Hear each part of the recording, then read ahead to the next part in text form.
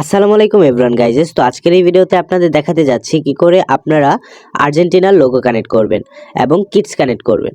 তো সেই জন্য আপনাদের কি করতে হবে, প্রথমত চলে যেতে হবে মাই ক্লাবে।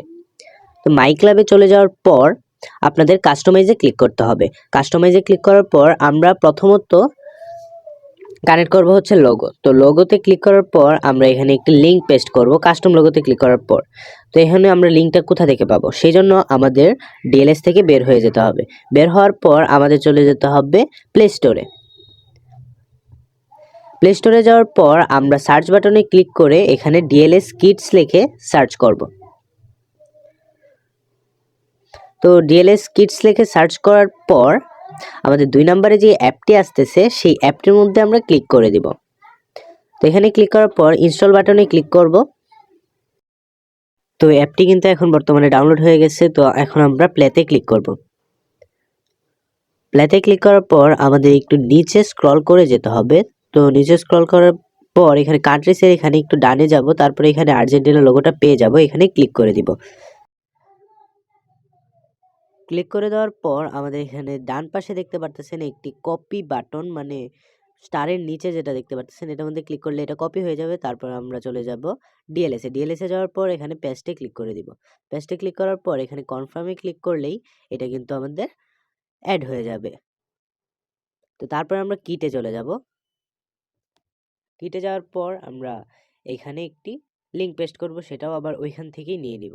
তো এখন আমরা এখানে দেখতে পাচ্ছেন আর্জেন্টিনার জার্সিটা, এর মধ্যে ক্লিক করে আবারও কপি বাটনে ক্লিক করে কপি করে নিব। তারপরে আবারও চলে যাব অ্যাপে। তো ডিএলএসে যাওয়ার পর এখানে পেস্টে ক্লিক করে আমরা কনফার্মে ক্লিক করার পরে এখানে কিন্তু এটা কানেক্ট হয়ে গেছে।